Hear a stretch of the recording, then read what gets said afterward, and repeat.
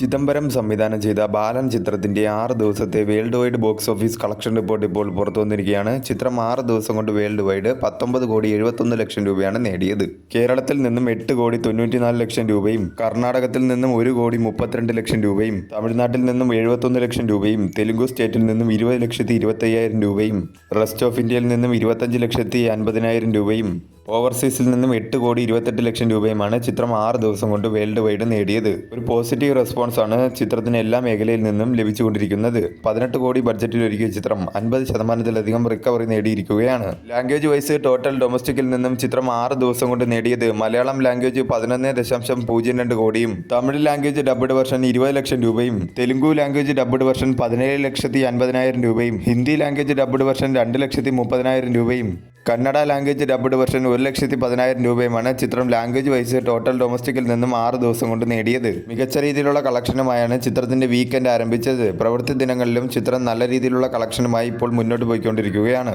വരും ദിവസങ്ങളിലും ചിത്രത്തിന് നല്ല രീതിയിലുള്ള കളക്ഷൻ തന്നെ പ്രതീക്ഷിക്കാവുന്നതാണ്.